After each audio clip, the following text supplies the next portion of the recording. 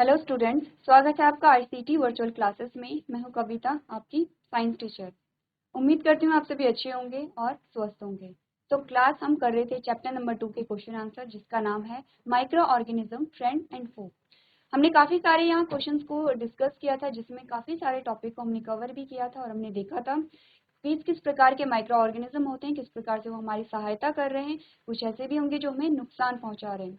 तो आज कुछ और क्वेश्चंस को हम यहाँ पे डिस्कस करेंगे और देखेंगे, और जो टॉपिक हैं उन्हें हम यहाँ पे कवर करेंगे। तो आइए स्टार्ट करते हैं। सबसे पहले हमने जो क्वेश्चन सॉल्व किया था वो फिल इन द ब्लैंक्स था, और इसके माध्यम से आपने जाना माइक्रोस्कोप के बारे में। आपने देखा नाइट्रोजन फिक्सिंग बैक्टीरिया कौन होते हैं। देन हमने बात की यहाँ पे ईस्ट की, कि ईस्ट का क्या फंक्शन होता है, क्या काम ईस्ट करता है। नेक्स्ट हमने यहाँ पे जाना कि एंटीबायोटिक्स इनमें से कौन सी हैं, और हमें एक एंटीबायोटिक्स का नाम मिला जिसका नाम है स्ट्रेप्टोमाइसिन। नेक्स्ट जो क्वेश्चन हमारे पास आया है उसमें हमसे पूछा गया था कि मलेरिया को फैलाने वाला जो जीव है वो कौन सा है। तो हमने क्या कहा, हमने कहा मलेरिया को कॉज कोई और कर रहा है और उसे फैला कोई और रहा है। नेक्स्ट क्वेश्चन हमने कहा कि यहाँ पे कम्युनिकेबल डिजीज क्या होती है, और दिए गए ऑप्शन में से कौन सा ऐसा जीव है जो कि बीमारियों को फैलाता है यहाँ पे। तो हमने क्या कहा था, जो घरेलू मक्खी होती है वो क्या करती है, डिजीज को यहाँ पे एक जगह से दूसरी जगह संक्रमित यहाँ पे करती है, फैलाती है।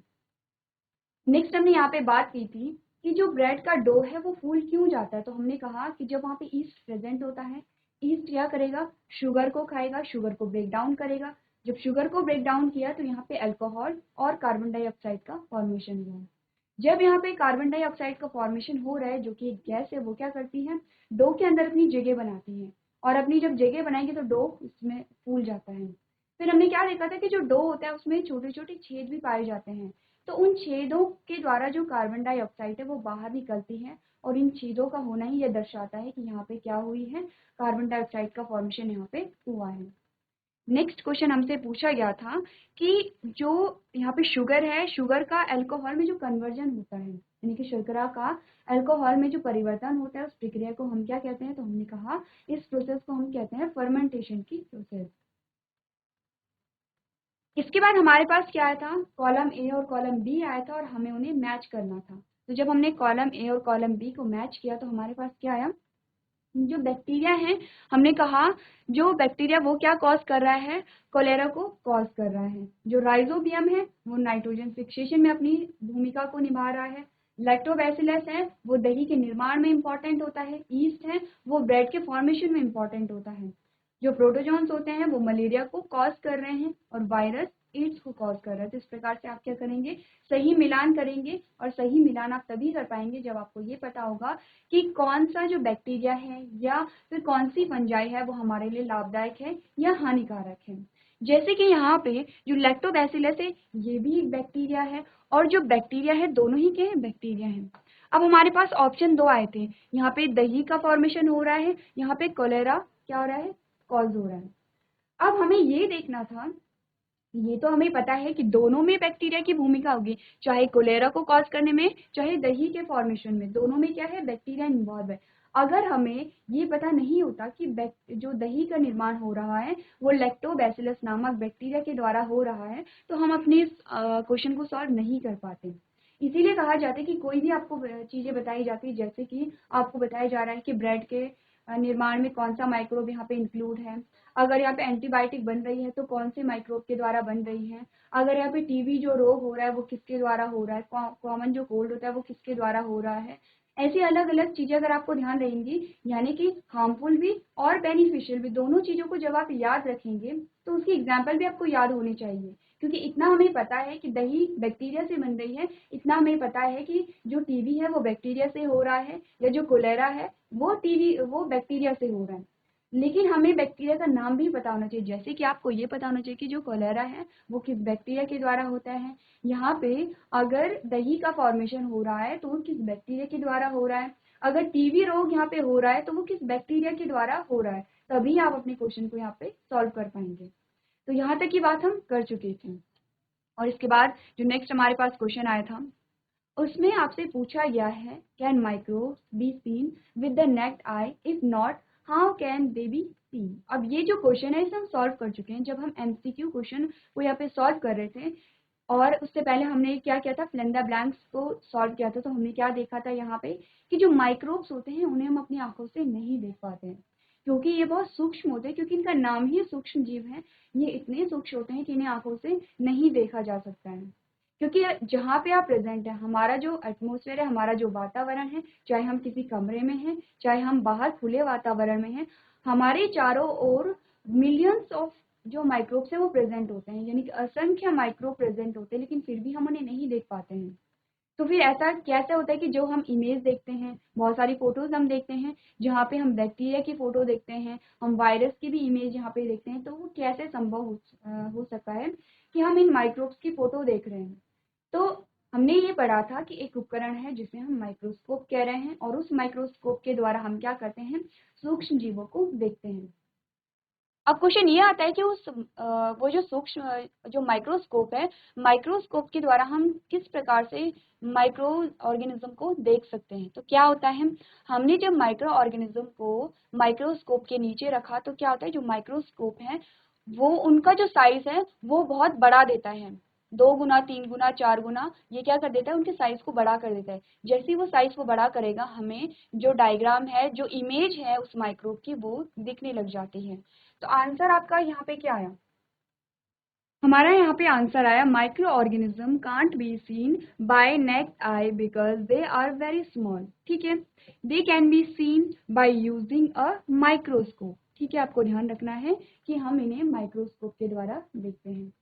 इसके बाद जो नेक्स्ट क्वेश्चन हमसे पूछा गया है उसमें कहा गया है, what are the major groups of microorganism. अब आपको क्या करना है, मेजर ग्रुप्स बताने हैं, कौन कौन से ग्रुप्स होते हैं माइक्रो ऑर्गेनिज्म के। तो आंसर क्या क्या आपके पास आए, देखिए। सबसे पहले हमने बात की है, जो मेजर ग्रुप्स में आता है बैक्टीरिया। सबसे पहले हमने बैक्टीरिया की बात की है, और हमने कहा है कि बैक्टीरिया कैसे होते हैं, दोनों ही प्रकार के होते हैं। ठीक है, जैसे कि हमने यहाँ पे अभी एग्जाम्पल में भी देखा था, हमने कहा था कि जो टाइफाइड हो रहा है वो एक बैक्टीरिया के द्वारा हो रहा है, कोलेरा हो रहा है वो एक बैक्टीरिया के द्वारा हो रहा है। हमने कहा कि यहाँ पे टीबी हो रही है वो एक बैक्टीरिया के द्वारा हो रही है। ये सारी क्या है, बीमारियां हैं। हमने कहा है दही का जब निर्माण हो रहा है वो एक बैक्टीरिया के द्वारा ही हो रहा है। इस प्रकार से आपने क्या करना है, हर एक एग्जाम्पल को यहाँ पे याद रखना है। सेकेंड है फंजाई। अब देखिए, हमने कहा कि जो फंजाई है वो भी एक ग्रुप है जिसमें बहुत सारे क्या आते हैं, बहुत सारी फंगस आती हैं। इनमें से एक फंगस का नाम हमने पढ़ा है ईस्ट। ईस्ट भी क्या है, एक ग्रुप है फंगस का। तो ईस्ट में क्या होता है, ये क्या करता है, यहाँ पे ईस्ट का जो उपयोग है वो आपको पता होना चाहिए कि यहाँ पे जो ब्रेड का निर्माण हो रहा है वहां पे ईस्ट का यूज हो रहा है, अल्कोहल के प्रोडक्शन में ईस्ट का यहाँ पे यूज हो रहा है। इसके अलावा बहुत सारी ऐसी फंगल डिजीज हैं जो कि यहाँ पे होती हैं, जैसे कि फंगल डिजीज ह्यूमंस में भी होती हैं। फंगल डिजीज का क्या मतलब है, फंगस यानी कि कवक से होने वाली जो बीमारियां होती हैं, जैसे कि दांत खाज जो हमें होते हैं, वो क्या है, फंगल डिजीज होती है, फंगस की वजह से होती है। आपने देखा होगा जो पेड़ पौधे होते हैं उनमें भी फंगस लग जाती है। जो व्हाइटिश कलर का आपने देखा होगा कि जो ग्रीन लीफ होती है, हरे पत्ते होते हैं, और उनमें आपको कुछ सफेद संरचना दिखाई देती है, वो क्या होता है, फंगस होता है। तो इस प्रकार से फंगल डिजीज क्या होती हैं, प्लांट और एनिमल दोनों में होती है। लेकिन फंगस, कुछ कुछ ऐसे फंगस होते हैं जो हमारे लिए बेनिफिशियल होते हैं, जैसे कि हमने कहा पेनिसिलियम। यहाँ पे क्या हो रहा है, बहुत सारी एंटीबायोटिक्स का जो फॉर्मेशन है वो फंगस से ही हो रहा है, फंजाई से ही हो रहा है। ठीक है, तो क्या देखा, एंटीबायोटिक का फॉर्मेशन हो रहा है, अलग अलग प्रोडक्ट यहाँ पे बन रहे हैं। इसी के साथ हमने क्या बात की, हमने कहा कि जो मशरूम है, मशरूम को भी हम क्या करते हैं, अपने भोजन में यूज कर रहे हैं। कहाँ आता है मशरूम, फंगस के अंतर्गत ही यहाँ पे आता है। तो हमने क्या देखा, दोनों ही प्रकार के हम यहाँ पे देख रहे हैं फंगस को। नेक्स्ट हमने बात की है प्रोटोजोन्स की। हमने कहा है कि जो मलेरिया हो रहा है किसकी वजह से हो रहा है, प्रोटोजोन्स की वजह से हो रहा है। नेक्स्ट हमने यहाँ पे बात की है एल्गी की। अब एल्गी भी क्या होते हैं, एल्गी भी दोनों ही प्रकार के होते हैं। बहुत सारे ऐसे एल्गी भी देखे जाते हैं जिन्हें एज अ फूड यहाँ पे यूज किया जाता है, यानी कि भोजन के रूप में हम यूज करते हैं। एल्गी क्या होते हैं, फोटोसिंथेटिक होते हैं। फोटोसिंथेटिक का मतलब है ये ऑक्सीजन भी रिलीज कर रहे होंगे, वही ऑक्सीजन जिसे आप और हम श्वसन के दौरान क्या करते हैं, इनटेक करते हैं। यानी कि एल्गी क्या दे रहा है, भोजन के रूप में भी हम यूज कर रहे हैं, ऑक्सीजन भी वहां से बन रही है। ठीक है, लेकिन इसी के साथ साथ जो एल्गी होती है वो अगर आप देखेंगे वो क्या करती है, पॉल्यूटेंट, एज अ पॉल्यूटेंट भी हम उसे देख सकते हैं। यानी कि क्या, जो वाटर होता है यानी कि जल होता है, जल प्रदूषण को यहाँ पे कर देती है। तो इसी प्रकार से हमने दोनों ही प्रभाव यहाँ पे देखे हैं एल्गी और फंजाई के। नेक्स्ट है वायरस, और हमने कहा है कि वायरस क्या होते हैं, हार्मफुल होते हैं हमारे लिए। जैसे कि एग्जाम्पल में हमारे पास क्या आता है, जो HIV होता है, HIV की वजह से जो एड्स होता है वो किसकी वजह से, वायरस की वजह से यहाँ पे हुए हैं।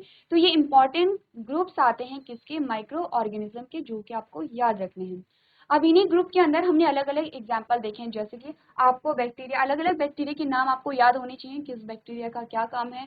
फंगस के अलग अलग फंगस के आपको नाम होने चाहिए, जैसे कि ईस्ट का आपको नाम याद रखना है। आपको ये बताना है कि जिस ईस्ट के द्वारा अल्कोहल का प्रोडक्शन होता है उस ईस्ट का क्या नाम है, ये आपके लिए होमवर्क में है। हमने क्या बात की है, हम बात कर रहे हैं ईस्ट की, और हमने कहा है कि आपको उस ईस्ट का नाम बताना है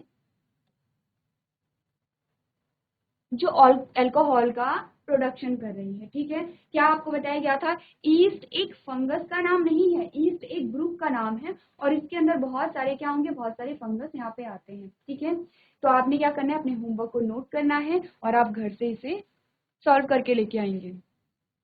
ये आपका होमवर्क है।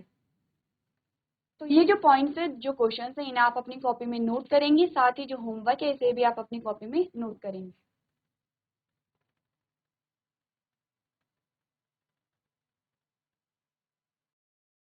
चलिए, तो नेक्स्ट जो क्वेश्चन हमारे पास आता है, इस क्वेश्चन में हमसे पूछा गया है, name the micro organism which can fix atmospheric nitrogen in the soil, और जो आंसर आपके पास है वो है राइजोबियम।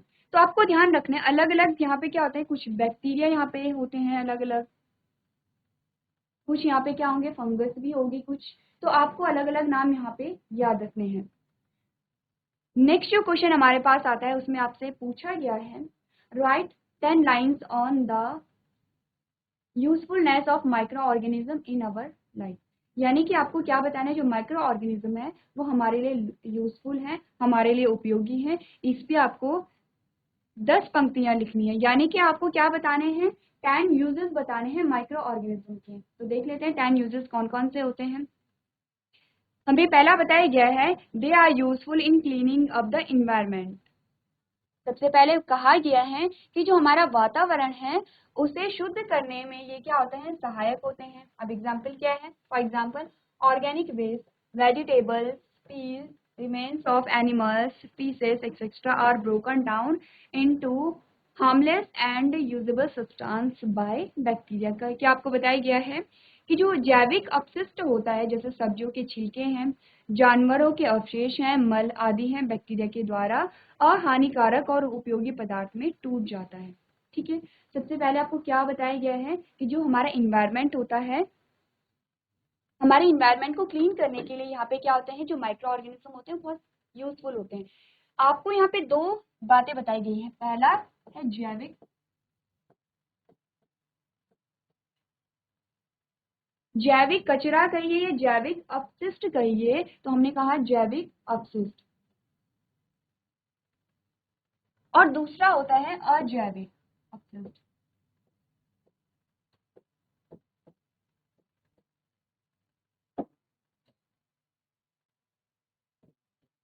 देखिए, अब हमने कहा था जब हम 6th-7th में थे तो हमने जैविक कचरा अजैविक कचरे की बात की थी। हमने साथ ही ये भी कहा था कि जिस बर्तन में या फिर जिस भी जगह में हम क्या करते हैं, जो कचरा है उसे इकट्ठा करते हैं, तो उसे हमने डस्टबिन कहा था। और डस्टबिन भी अलग अलग प्रकार का होता है, जैविक और अजैविक कचरे के बेसिस पे।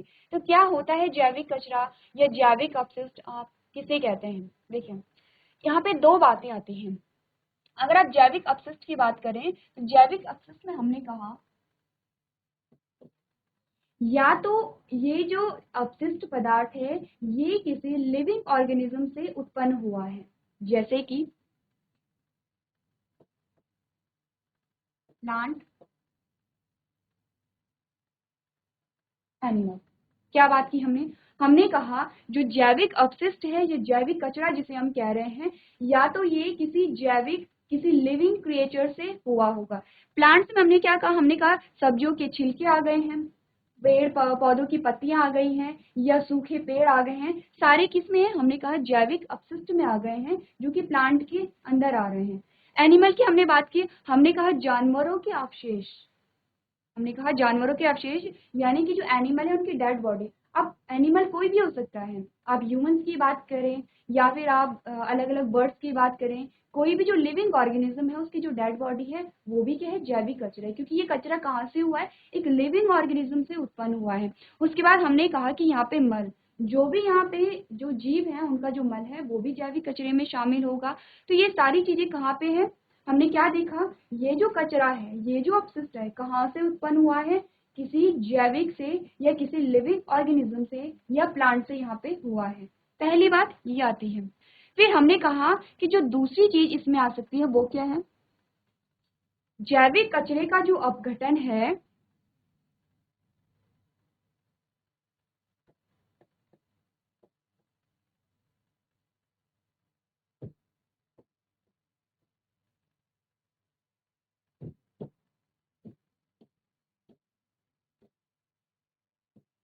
दूसरा हमने कहा जैविक कचरे का अपघटन।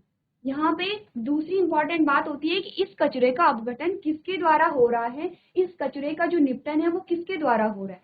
तो अगर इस कचरे के, इस अपशिष्ट के अपघटन में अगर लिविंग ऑर्गेनिज्म इंक्लूड है, यहाँ पे भी ध्यान दीजिए लिविंग ऑर्गेनिज्म आ रहे हैं, अगर यहाँ पे इसके अपघटन में लिविंग ऑर्गेनिज्म इंक्लूड है तो हम क्या कहते हैं, ये जैविक कचरा है। तो इसका अपघटन किसके द्वारा होगा, अपघटकों के द्वारा होगा।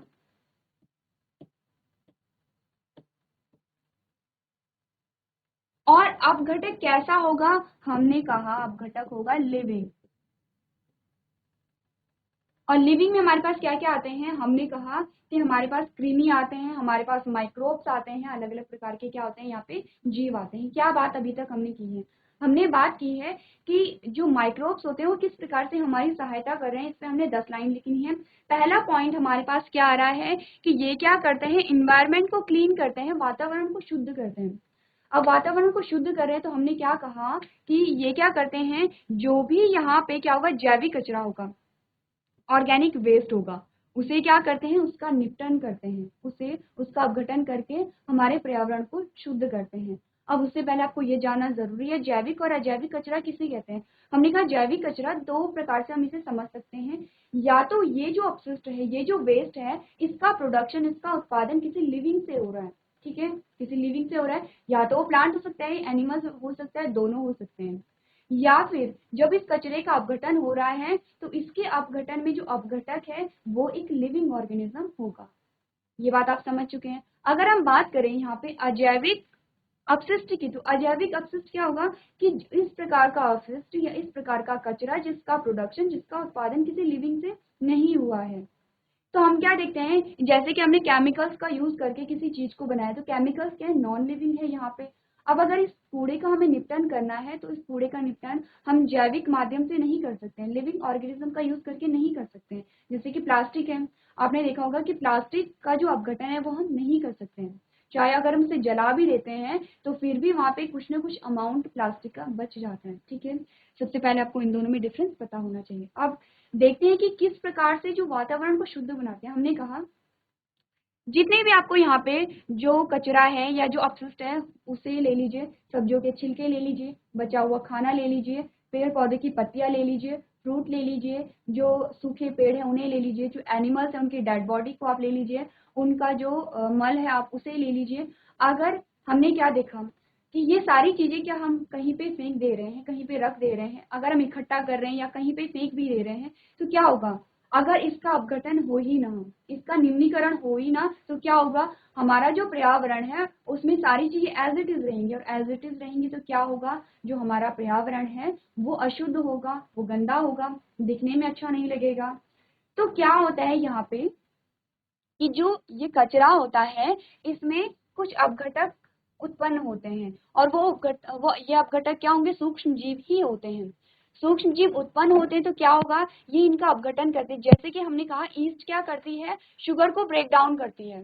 बेसिकली ईस्ट कर क्या रही है, अपना भोजन ले रही है, और इस प्रकार से क्या हो रहा है, शुगर का ब्रेक डाउन हो रहा है। उसी प्रकार से अपघटक क्या करेंगे, इस कचरे के ऊपर क्या करेंगे, अपने भोजन के लिए निर्भर रहेंगे और धीरे धीरे इसका अपघटन करेंगे। और आप क्या देखते हैं, जैसे कि हमने कहा आपने किसी की डेड बॉडी की, कोई भी एनिमल है उसकी डेड बॉडी हमने देखी, कुछ टाइम बाद आप वहां पे गए, आपको सिर्फ हड्डियों का ढांचा दिखाई दिया, और वहां पे आपको क्या दिखाई दिया कि जो मिट्टी के ढेर वहां पे हो गए हैं। तो क्या हुआ वहां पे, जो माइक्रोब्स थे उन्होंने क्या किया, उस डेड बॉडी के ऊपर क्या किया, अपने पोषण के लिए निर्भर हुए, अपना पोषण वहां से लिया, उस जैविक कचरे का अपघटन किया, और उस जैविक कचरे के अपघटन से क्या हुआ, जो कचरा है उसका निपटन भी हो गया है, और यहाँ पे क्या हुआ, किसी प्रकार की गंदगी भी नहीं फैली। प्लस क्या हुआ, जब अपघटन हुआ तो जो हमें मिट्टी का ढेर दिखाई दे रहा है उसमें बहुत सारे न्यूट्रिएंट होते हैं जो कि सॉइल की फर्टिलिटी को इन्हांस करते हैं, यानी कि मिट्टी की उपजाऊ क्षमता को ये बढ़ा रहे हैं। तो बहुत तरीके से क्या हो रहा है, हमारी हेल्प हो रही है, हमारा जो पर्यावरण है, हमारा वातावरण शुद्ध हो रहा है, हमें कचरे, जो कचरा है उसका निपटन हो रहा है, तीसरा हमारे सॉइल की जो फर्टिलिटी है वो इन्हांस हो रही है। तो सबसे पहला और सबसे इम्पॉर्टेंट जो यूजफुल, जो आप कहेंगे एक पॉइंट है, वो क्या है कि जो माइक्रोब्स होते हैं वो हमारे वातावरण को शुद्ध रखते हैं। इसके बाद जो सेकंड न्यूज है उसमें क्या बताया गया है, उसमें बताया गया है curd contain several microorganism of this, the bacterium lactobacillus promotes the formation of curd, it multiplies in milk and convert it into curd. ठीक है, bacteria are also involve in the making of. अब देखिए, सबसे पहले अब ये बात कर रहे हैं यहाँ पे दही के फॉर्मेशन की। दही में क्या होते हैं, यहाँ पे आपने देखा होगा कि जो दही का निर्माण हो रहा है वो एक बैक्टीरिया के द्वारा हो रहा है। जो बैक्टीरिया होते हैं लैक्टोबैसिलस कहते हैं, या लैक्टिक एसिड बैक्टीरिया हम इन्हें कहते हैं। लैक्टोबैसिलस को हम शॉर्ट में इस प्रकार से भी लिखते हैं, लैक्टिक एसिड बैक्टीरिया। अब इमेजिन कीजिए कि अगर ये बैक्टीरिया ही नहीं होता, और ये बैक्टीरिया ही नहीं होता तो क्या होता है, यहाँ पे दही का फॉर्मेशन ही नहीं हो रहा है, दही का फॉर्मेशन ही नहीं होता तो हमें दही के बारे में पता ही नहीं होता कि दही भी एक प्रोडक्ट है जिसे हम यूज कर सकते हैं। क्योंकि दही में क्या होते हैं, बहुत सारे इंपॉर्टेंट न्यूट्रिएंट्स होते हैं, जैसे कि विटामिन B12।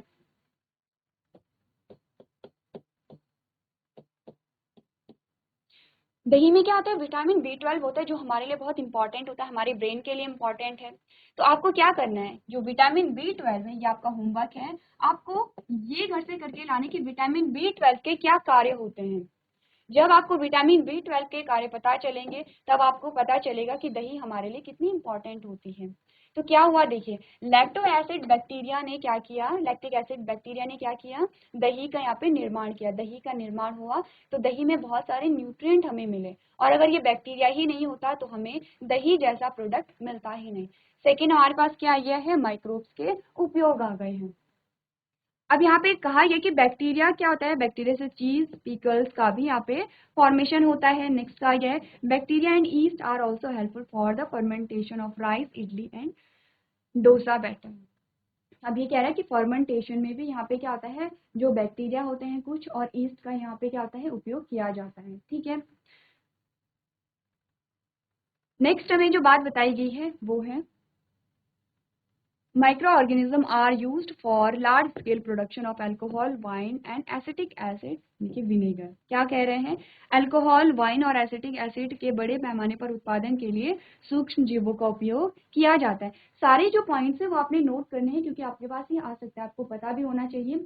अगर आपने माइक्रो ऑर्गेनिज्म का चैप्टर पढ़ा है तो आपको ये पता होना चाहिए, एटलीस्ट आपको 10 ऐसे यूज पता होने चाहिए कि क्या क्या महत्वपूर्ण भूमिका निभाते हैं माइक्रोब्स हमारी लाइफ में।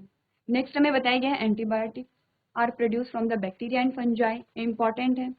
साथ ही आपको क्या करना है, कुछ एंटीबायोटिक्स का भी आपको नाम याद रखने, क्योंकि हमने यहाँ पे कुछ एंटीबायोटिक का नाम यहाँ पे लिया है, काफी सारे क्वेश्चन हमने यहाँ पे सॉल्व किए हैं। नेक्स्ट बताया जा रहा है microorganism are helpful in production of vaccine against the disease causing agent. अब यहाँ पे क्या होता है कि जो माइक्रो ऑर्गेनिज्म है उनका यूज वैक्सीन के निर्माण में भी किया जाता है। आपने सुना होगा, आपने वैक्सीनेशन करवाया भी होगा, तो जो वैक्सीन का फॉर्मेशन हो रहा है वो माइक्रो ऑर्गेनिज्म के द्वारा ही हो रहा है। आगे जाके आप जो नेक्स्ट क्लासेस होंगी आपकी, आगे जाके आप पढ़ेंगे कि जो वैक्सीन है वो किस प्रकार से हमारे शरीर में कार्य करती है, क्यों हम वैक्सीनेशन कराते हैं, वैक्सीन जब बन रही है तो उनमें कौन कौन से माइक्रो ऑर्गेनिज्म शामिल होते हैं। अभी के लिए आपको क्या याद रखना है कि जो माइक्रो ऑर्गेनिज्म होते हैं उनसे वैक्सीन का भी यहाँ पे फॉर्मेशन होता है। तो सारे पॉइंट्स को आप क्या करेंगे, अपनी कॉपी में नोट करेंगे।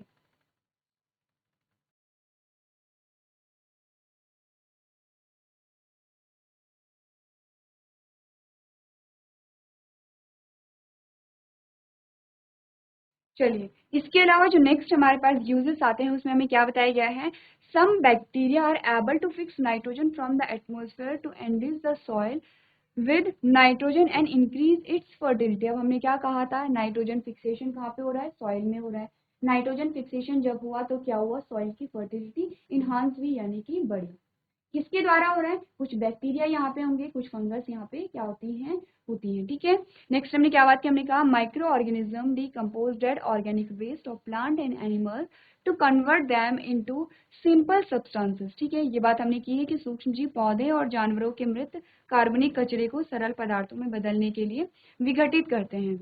These substances are again used by other plants and animals. Thus, microorganisms can be used to degrade harmful and simply substances and thereby clean up the environment। यानी कि इन पदार्थों का फिर से अन्य पौधों और जानवरों के द्वारा उपयोग किया जाता है। इस प्रकार सूक्ष्म जीवों का उपयोग हानिकारक और बदबूदार पदार्थों को नीचा दिखाने के लिए, नीचा यानी कि कम करने के लिए, या फिर जो हानिकारक पदार्थ हैं उनके निपटन के लिए किया जाता है, और इस प्रकार पर्यावरण को शुद्ध किया जा सकता है।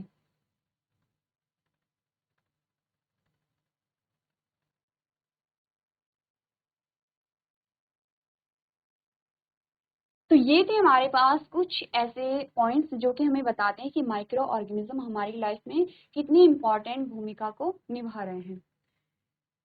इसके साथ ही जो नेक्स्ट हमारे पास क्वेश्चन आता है उसमें हमसे पूछा गया है right short paragraph on the harmful effects of microorganism. अब आपको ये बताना है कि जो माइक्रो ऑर्गेनिज्म है वो हमें किस प्रकार से हानि पहुंचाते हैं। तो हमने क्या देखा, बहुत सारे ऐसे रोग होते हैं कि जो कि माइक्रोब्स के द्वारा ही होते हैं। तो हमने क्या कहा, हमने कहा micro organism cause disease in plants and animals. हम जानते हैं कि प्लांट्स हो या एनिमल हो, जो माइक्रोब्स हैं वो दोनों में ही बीमारियों को कॉज करते हैं। For example cholera in humans is caused by the bacteria called Vibrio cholera, ठीक है।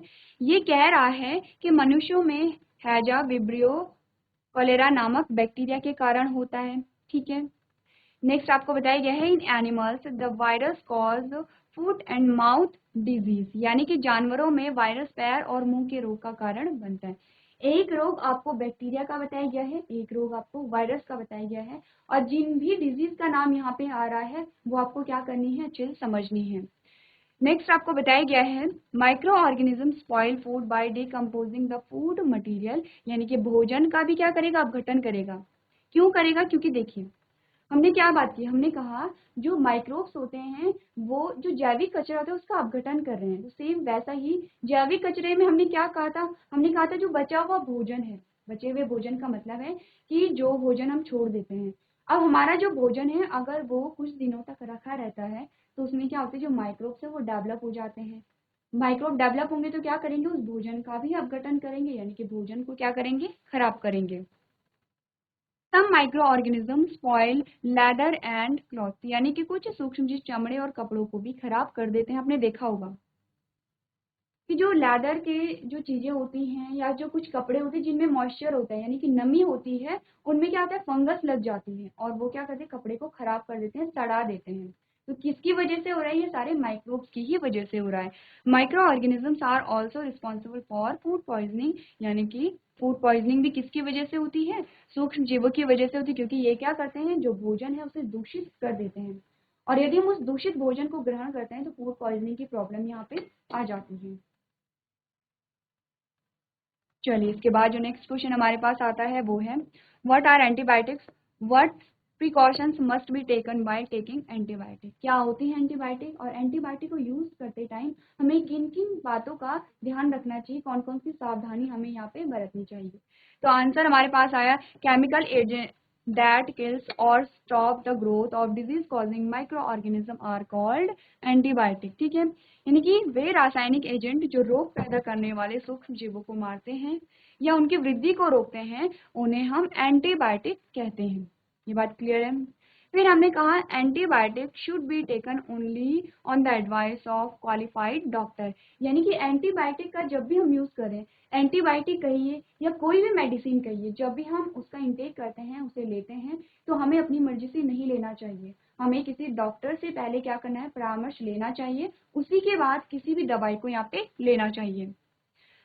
Also one must complete the course prescribed by the doctor. और यहाँ पे क्या आपको बात बताई गई है, सबसे पहले तो जो मेडिसिन है या जो एंटीबायोटिक है उसे हम अपनी मर्जी से नहीं ले सकते हैं। अगर डॉक्टर हमें कंसल्ट करता है, डॉक्टर कहता है कि हमें वो मेडिसिन लेनी चाहिए, तो हम वो मेडिसिन लेते हैं।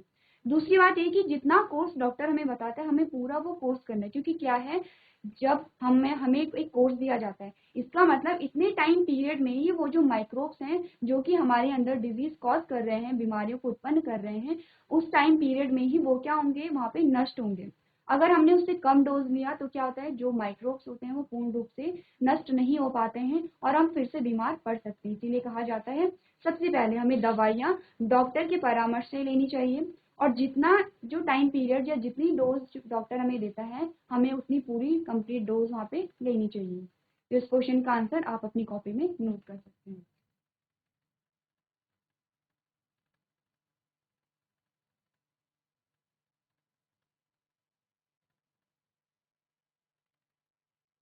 तो क्लास, आज हमने इस चैप्टर से रिलेटेड क्वेश्चन आंसर्स को यहाँ पे डिस्कस किया है। आपने क्या करना है, जो कुछ और क्वेश्चंस आपके बुक में दिए गए होंगे वो भी आपको यहाँ पे सॉल्व करने हैं।